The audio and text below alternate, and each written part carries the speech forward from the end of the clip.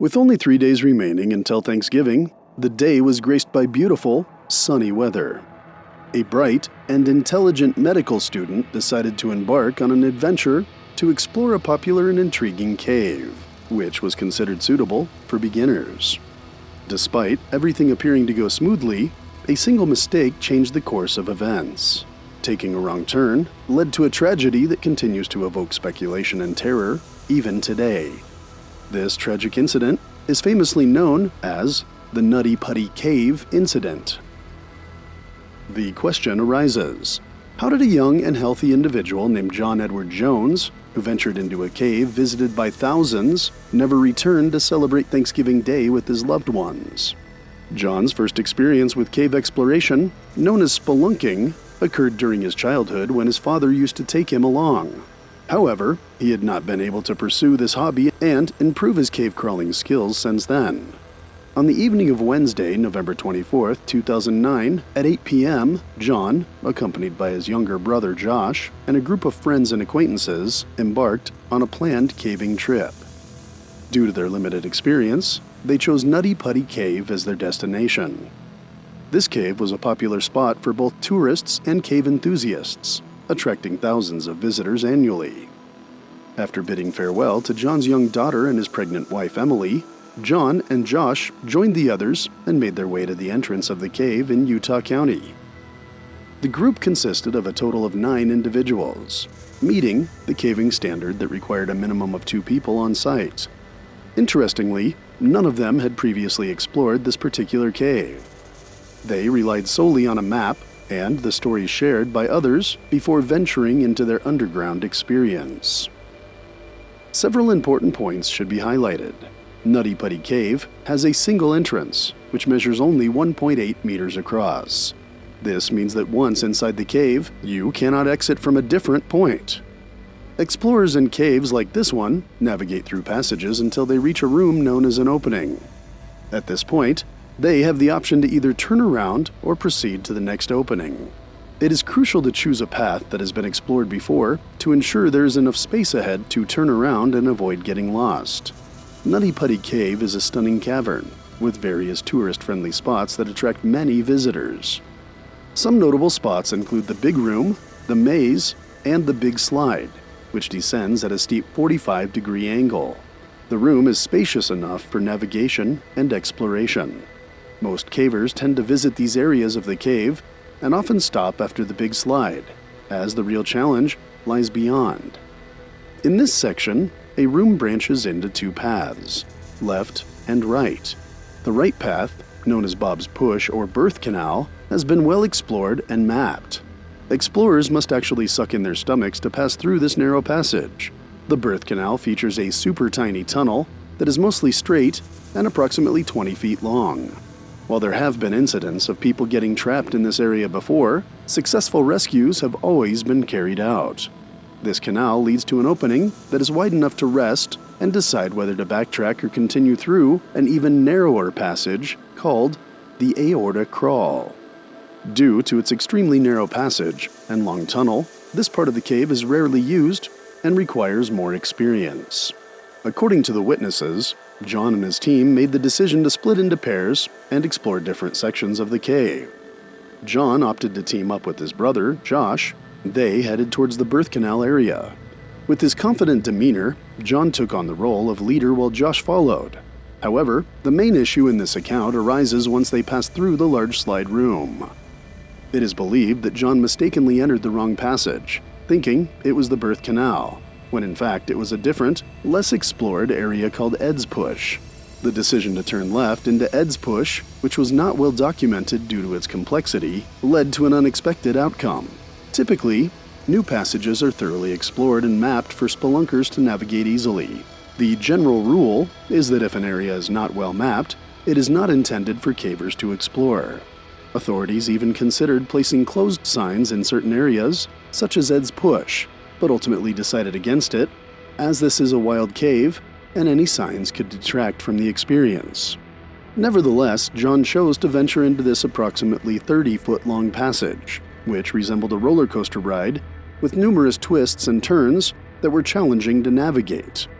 Maneuvering through this cramped limestone tunnel required a special technique, progressing from using arms to shoulders and finally legs, unlike the straightforward pushing forward in the birth canal. Eventually, John reached one of the most perilous sections of Ed's push, known as the corkscrew. This area gained notoriety due to a previous incident in 2004 involving a 16-year-old named Brock Clark, who was considerably smaller than John, measuring only 5 feet 7 inches tall and weighing 140 pounds, whereas John stood at 6 feet tall and weighed 200 pounds. Clark became stuck when attempting to turn around in the corkscrew passage, resulting in a 14-hour rescue operation. After contorting himself into an L-shaped position, John successfully navigated through the tight corkscrew compression, feeling a sense of accomplishment that eluded most. However, he was unaware of the forthcoming challenges as the passage gradually widened and straightened, leading to a precipice. Realizing he could no longer turn back at this point, John needed to locate an opening ahead to change direction.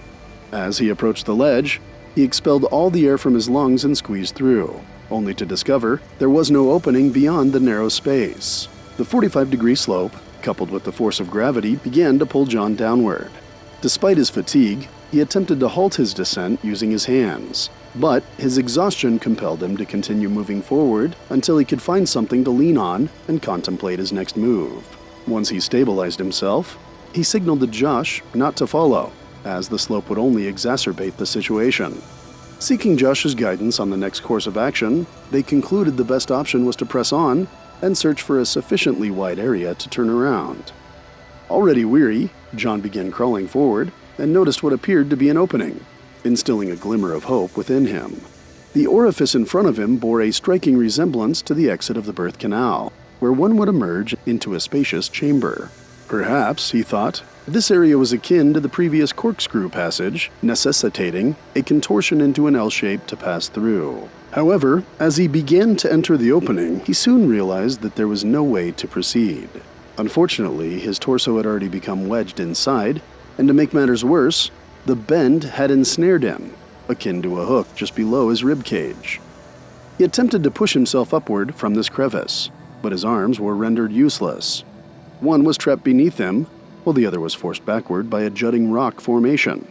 Understanding that all his efforts only exacerbated the situation, it became evident to John that escaping from the narrow fissure, measuring a mere 10 to 18 inches in width, which is smaller than certain microwave ovens, would be nearly impossible without external assistance.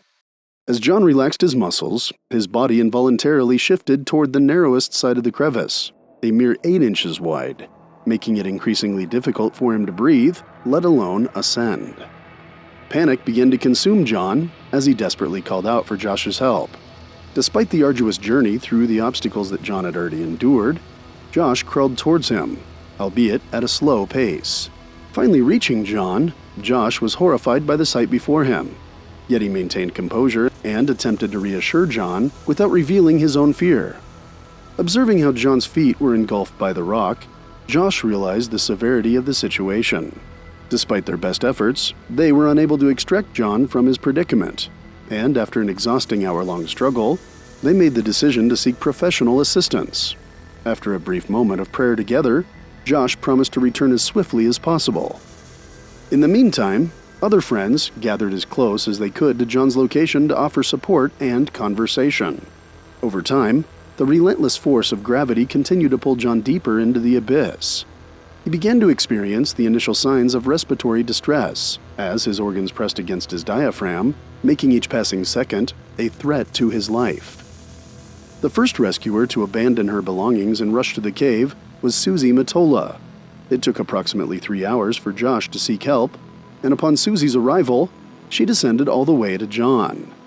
Familiar with this particular section of the cave and the treacherous corkscrew passage, Susie took precautions by securing a rope to her ankle. Additionally, her height of only 5 foot 3 inches allowed her to navigate through the tunnels more swiftly than Josh. Around 12:30 in the morning, Susie finally reached John. Surprisingly, his response was calm, as he held on to the hope that a professional rescuer would come to his aid and free him from the trap. When Susie first contacted John, he displayed retrograde amnesia, suggesting that he may have fallen and hit his head.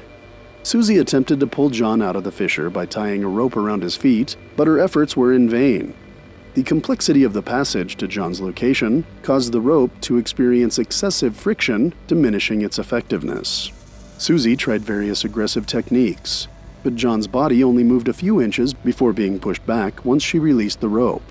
She realized that a more advanced technique was required, specifically a pulley system that had been used in a previous rescue mission back in 2004 to save Brock.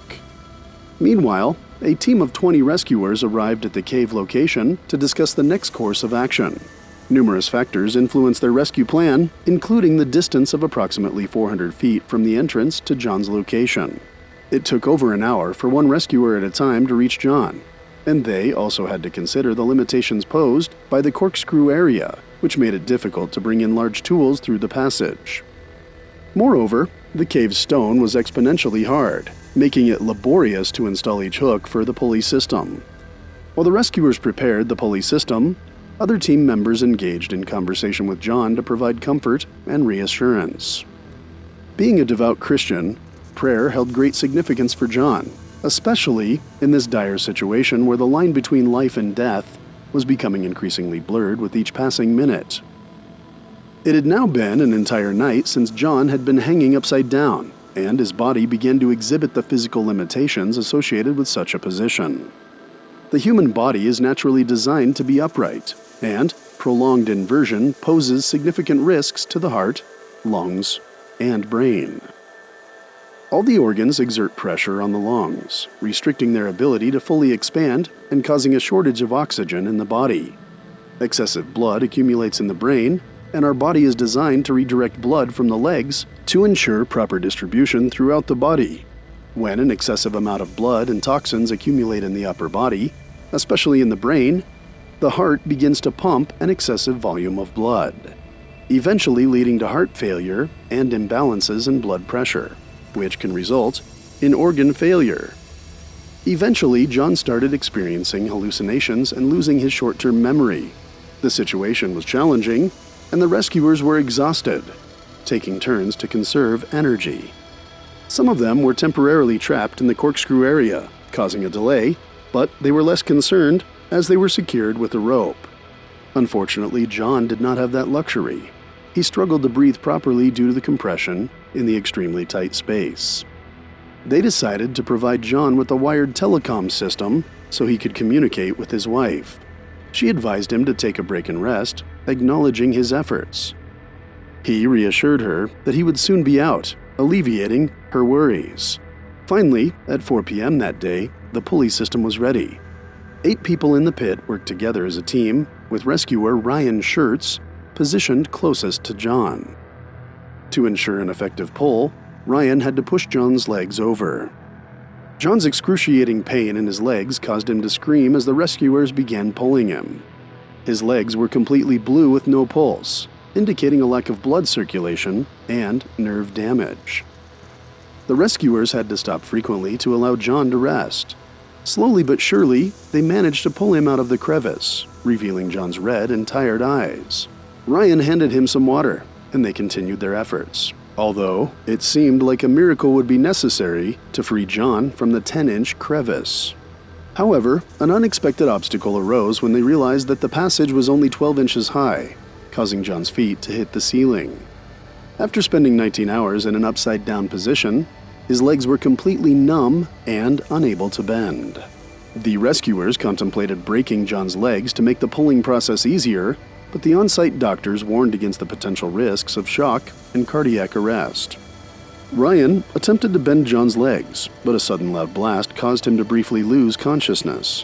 When he regained consciousness, he discovered he had been injured by one of the failed pulleys and carabiners that had come loose from the cave wall.